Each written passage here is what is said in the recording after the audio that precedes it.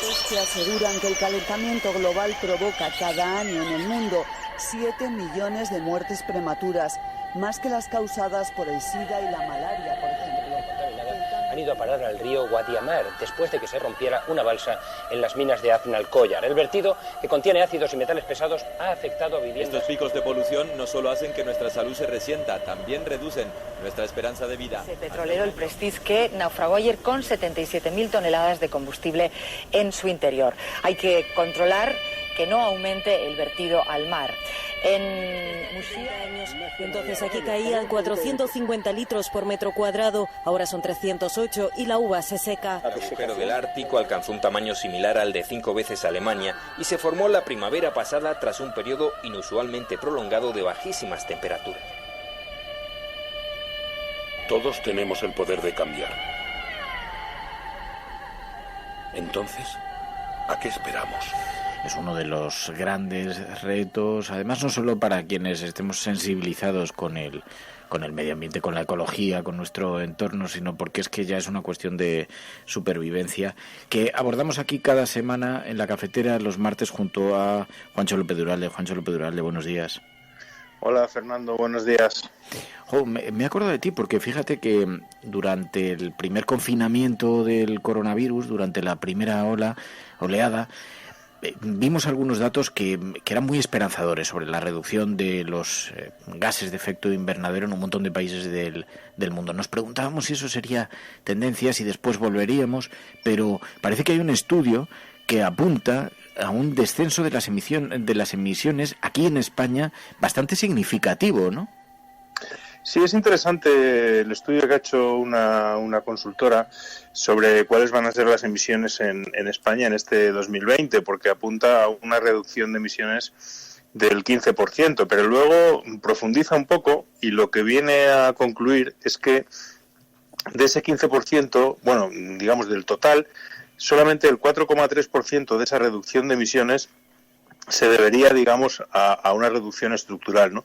Para mí ese es el dato interesante, porque el 15% de reducción es un espejismo, porque se debe precisamente a lo que hemos hablado tantas veces durante el confinamiento, a la reducción de actividad, y por lo tanto en el momento en el que la actividad se va recuperando, las emisiones vuelven, ¿no? Sin embargo, es interesante que se produzca una reducción estructural, porque eso es lo que verdaderamente tiene valor y lo que no se va a recuperar. Entonces, el dato es significativo en el sentido de que efectivamente, si, como nos dice la comunidad científica, queremos llegar a 2030 con una reducción del 50%, pues deberíamos estar bajando del orden del 7% cada año nuestras emisiones, que es mucho, ¿no?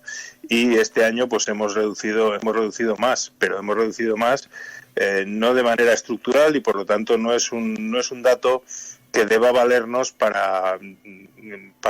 como significativo o como indicativo, porque, como digo, se recuperará. Sin embargo, sí hay una tendencia de fondo debido a los cambios que se están produciendo, los cambios en el modelo energético fundamentalmente, que nos llevan a esa reducción del 4 y pico %, que esa sí es estructural y sí es significativa, ¿no? Por lo tanto, detrás de la niebla pues se esconde una buena noticia, así que bueno, pues de alguna manera sí que es cierto que los cambios que se están introduciendo empiezan a dar resultado y eso es lo que debemos destacar por encima de un dato que, como digo, tiene el valor que tiene, que es poco. Claro, porque luego está el efecto rebote, ¿no? Ahora las industrias, todo el gran emisor de CO2 pues está ralentizado, pero todo esto tiene mucha pinta de que cambiará, ¿no? Claro, en cuanto se recupere la normalidad, ese cambio que no es estructural, es decir, todo lo que se deba simplemente a que hemos estado confinados, pero en cuanto podamos salir y recuperar la normalidad, volvamos, pues eso se recuperará como se ha recuperado, por ejemplo, en China, donde ya lo hemos comentado aquí, las emisiones han repuntado, es decir, han vuelto a los niveles anteriores a la pandemia, ¿no? Por lo tanto, no nos sirve este tipo de situaciones, no nos sirve como hoja de ruta para la reducción que necesitamos. Necesitamos cambios en cambios en profundidad, y eso es hacia lo que tenemos que tender, ¿no? Es decir, que de alguna manera el confinamiento sí ha tenido un impacto positivo, claro, al estar moviéndonos menos, al reducir la movilidad, pero sin embargo sí que lo importante, insisto, es que hay una tendencia de fondo de reducción independiente del hecho del confinamiento, que es la que nos hace, pues, en fin, tener esperanzas de que las cosas pueden cambiar. Oye, vemos muchos anuncios de las empresas, da la impresión de que se han concienciado mucho, pero no parece que sean muy reales. Esa conciencia no parece que sea muy real, porque de nuevo Greenpeace publica este informe sobre la falsa publicidad ecológica, las mentiras que las empresas utilizan para blanquear su impacto en la emergencia climática, ¿no?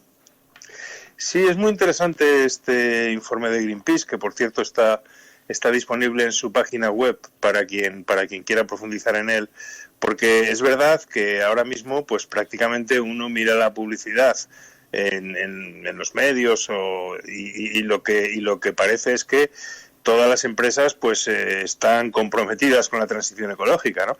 Entonces lo que ha hecho Greenpeace ha sido profundizar en algunas de las grandes empresas españolas del IBEX sobre, bueno, si realmente se está avanzando en esa transición ecológica, o si es más bien literatura, y lo que ha encontrado es que destaca pues una serie de empresas conocidas como el BBVA, como Campofrío, como Ecoembes, etcétera, bueno, empresas que son muy conocidas por su publicidad y que, sin embargo, luego cuando uno profundiza en lo que están haciendo por el medio ambiente, pues te encuentras con que detrás de esa publicidad no hay acciones concretas en la defensa del medio ambiente. Bueno, esto es muy viejo, es el greenwashing.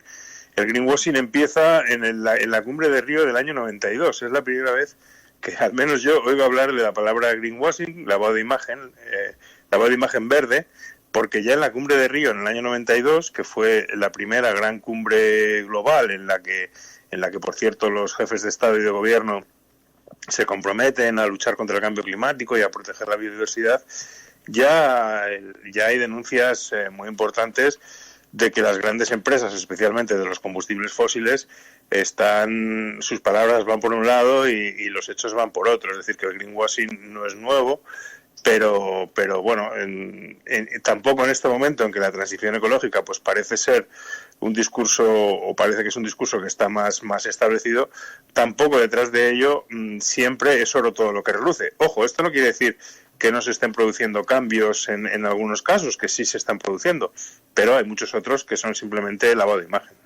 Sí, algunas de las técnicas que denuncia Greenpeace nos hacen reflexionar, porque, por ejemplo, los productos bio y eco, que vienen así catalogados en las etiquetas, muchos de esas directamente mienten, porque aunque los supermercados están plagados de estos artículos, vemos que muchos de ellos conllevan haber sido trasladados desde el otro lado del mundo, es decir, una mochila llena de gases de efecto invernadero detrás, y después está pues frutas que tienen que ser transportadas desde el Atlántico, y claro, todos estos etiquetados ecológicos son falsos. Hay otras prácticas, reforestar para compensar la contaminación, por ejemplo, ¿no?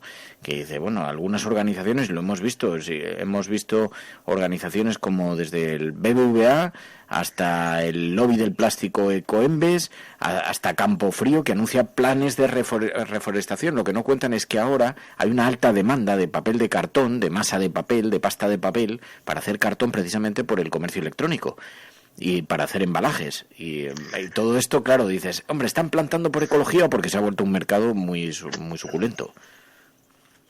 ¿No?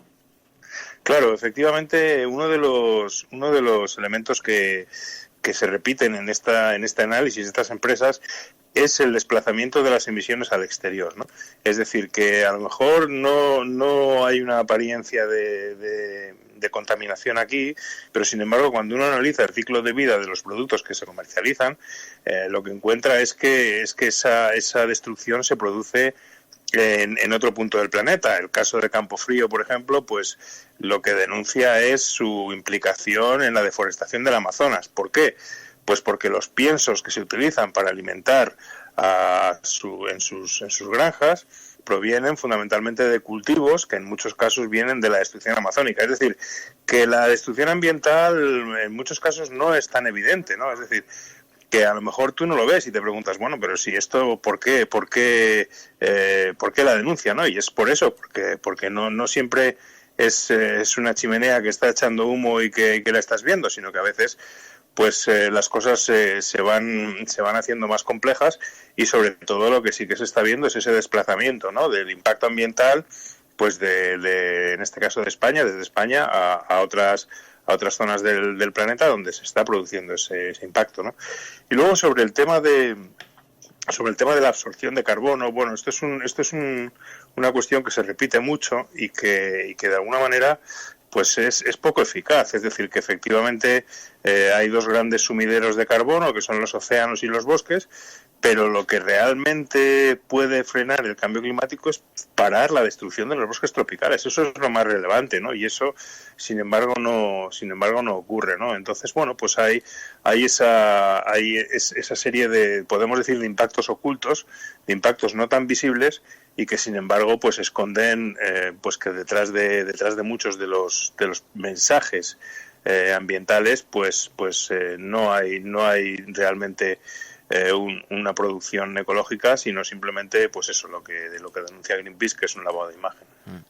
Oye, he visto también muy interesante un libro que acaba de publicar Marco Tedesco, que es profesor de la Universidad de Columbia, ha sido investigador de la NASA, y ha publicado un libro sobre el Ártico. Lleva 15 años estudiando el deshielo en el Ártico, y dice que tal y como lo conocemos va a desaparecer. Si eso lo sumamos, el Ártico tal y como lo conocemos va a desaparecer. Si lo sumamos a otras informaciones que se han publicado estos días, la barrera de coral australiana está en condiciones críticas por el cambio climático. Claro, los efectos empiezan a ser bien visibles, Juancho. Sí, efectivamente. El tema del coral es un tema muy preocupante y que ya ha venido ocurriendo cada vez con más frecuencia, y es que se produce el blanqueamiento. ¿A qué se debe este blanqueamiento que finalmente deriva en la muerte del coral? Bueno, pues que los corales necesitan de unas aguas que no estén demasiado acidificadas, ¿no?, con un pH más bien básico, y eso hace que precisamente uno de los efectos del cambio climático sobre los océanos es su acidificación. Es decir, la intensidad en la absorción de carbono hace que los océanos se estén acidificando, y por lo tanto el medio ambiente marino está cambiando y se está haciendo, entre comillas, más hostil para el coral, ¿no?, debido a que esas condiciones con un pH más ácido hacen que una de las algas fundamentales para la formación del coral no pueda sobrevivir ahí y desaparezca, y entonces eso produce ese efecto de blanqueo, que no es más que pues un debilitamiento y un debilitamiento del coral que puede terminar en su desaparición. Bueno, es uno de los impactos más visibles del cambio climático. Hay que tener en cuenta que, bueno, los corales, los arrecifes de coral, pues son de los lugares con mayor diversidad biológica en los mares, ¿no? Cualquiera que haya buceado en un arrecife sabe pues la magnífica cantidad de peces, de colores, de coloridos, y son ecosistemas verdaderamente espectaculares, ¿no? Y su desaparición pues es un auténtico problema ecológico de gran magnitud, uno más de los derivados del cambio climático. Así que efectivamente, bueno, pues los impactos, cuando se habla de cambio climático, ya lo hemos dicho muchas veces aquí, ¿no? No hablamos de teorías, ya no son teorías científicas, ya es una realidad constatable, ¿no? Y el libro que dices, por cierto, se llama Hielo, de Marco Tedesco, pues también es muy recomendable, ¿no? Habla de otro impacto en otra parte muy alejada de los arrecifes de coral, que normalmente están en las zonas tropicales. Este habla efectivamente, bueno, pues de la desaparición del hielo en el Ártico y en los glaciares, y en definitiva pues de cómo los cambios de temperatura están afectando a ese elemento pues tan importante para la vida que es el hielo, ¿no? O sea que, bueno, básicamente lo que tenemos es una acumulación de evidencias cada vez más grande de que el cambio climático está aquí, que sus impactos son demoledores, y de que tenemos que actuar, lo que venimos diciendo en la cafetera desde hace mucho tiempo y lo seguiremos diciendo, y que bueno, pues ojalá que seamos capaces de ir profundizando y generando ese cambio difícil pero imprescindible. Pues Juancho López de Uralde, muchísimas gracias, Juancho, como siempre. Gracias, Fernando, un abrazo. Un abrazo fuerte.